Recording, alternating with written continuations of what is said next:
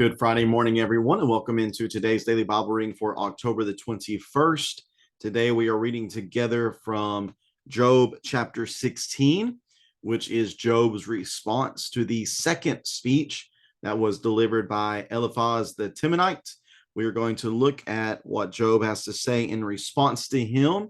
He's going to speak about just the lack of comfort that his friends are offering to him. And Job says, I'm going to tell you how I would respond if I were in your shoes, if our roles were replaced. I'm going to let you know what I would do. He's going to speak more to just what he's experienced, how he feels as if the Lord has negatively touched him in this moment. And then finally, he's going to, again, recognize that God knows the truth and that God would be able to right the injustices, and he would be able to make a proper judgment on what has taken place if he would be Job's witness and if he would advocate for him from the heights.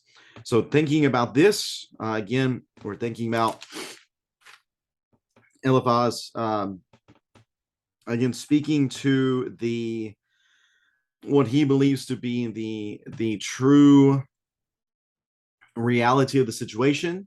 He is convinced that Job has done something that has brought this upon himself. He is convinced that Job would be one of these individuals who is simply suffering for their own sins. So with that in mind, here is Job's response here in Job chapter 16, beginning in verse number 1.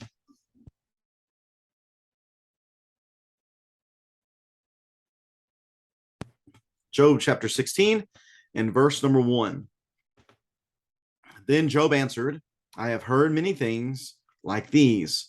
You are all miserable comforters, which is kind of an oxymoron. Misery ought to be alleviated by comforters, but that's not what they're doing at all. Verse number 3, is there no end to your empty words? What provokes you that you continue testifying? If you were in my place, I could also talk like you.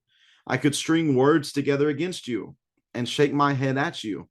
Instead, I would encourage you with my mouth, and the consolation from my lips would bring comfort or would bring relief.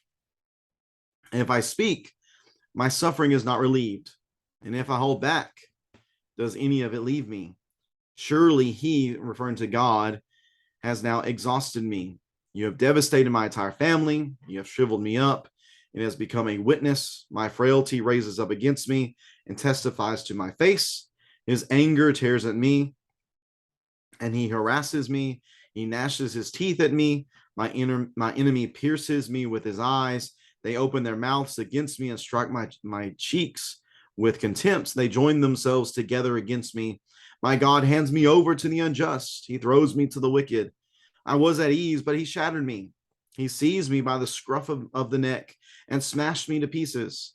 He set me up as his target. His archers surround me. He pierces my kidneys without mercy and pours my bile on the ground. He breaks through my defenses again and again. He charges at me like a warrior. I have sewn sackcloth over my skin. I have buried my strength in the dust. My face has grown red with weeping, and darkness covers my eyes. Although my hands are free from violence, and my prayer is pure. Earth, do not cover my blood. May my cry for help find no resting place. Even now my witness is in heaven, and my advocate is in the heights. My friends scoff at me as I weep before God. I wish that someone might argue for a man with God, just as anyone would for a friend. For only a few years will pass before I go the way of no return. Job chapter 16. Again, it begins by saying that you guys stink. Y'all are terrible comforters. He says you bring me more misery than anything else. Literally, this phrase that is translated miserable comforters, it literally means comforters who bring trouble, harm, or hardship, which is certainly not what a comforter is expected to bring. He says your words are empty. You provoke me. But here's the thing. If I were in your place, I could do the same thing. I could make accusations. I could speak of things I don't know about, but instead, I would encourage you with my mouth and bring consolation from my lips so that you would be relieved. That's what Job says I would hope to do. But obviously, you're not doing that. But as things stand, Job says, whether I speak, my suffering is not relieved. If I don't speak, my suffering is not relieved. Well, why? Well, because notice these things that Job says have happened to him. He says, I'm exhausted, devastated, shriveled up. I'm frail. I'm torn. I'm harassed.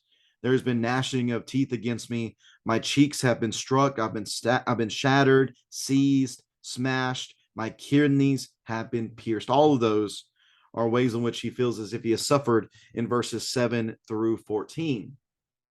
I mean, honestly, what this sounds like to me actually is like Isaiah 53, where all of those descriptions of the suffering of the servant are mentioned, just all the bad things that happen that are prophesied as going to happen against Jesus.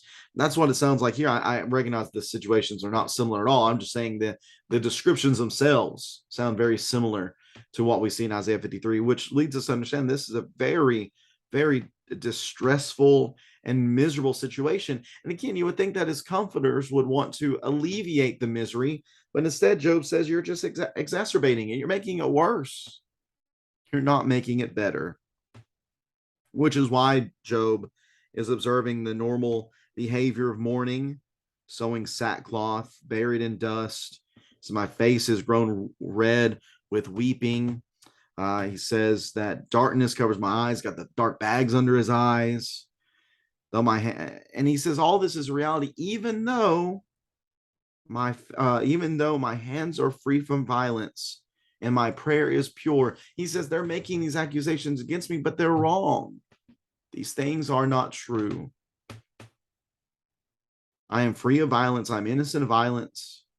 My prayer is able to be offered up to God in a pure way. Which is why he concludes this chapter by speaking that by imploring that the earth not cover up his blood so they may cry for help and find no resting place. It reminds me a lot of what is said in Genesis chapter 4 and verse number 10 concerning the innocent blood of Abel cries out.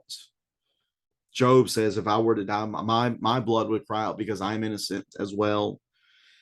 And he knows at the end of the day, regardless of what these friends say, these miserable comforters, regardless of what they say, Job has confidence that even now my witness is in heaven and my advocate is in the height, that God knows, Yahweh knows exactly what has happened.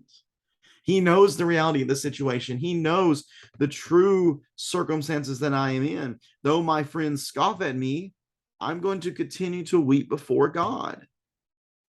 I'm going to continue to do that. Why? Because he knows, again, Job knows what the reality of a situation is.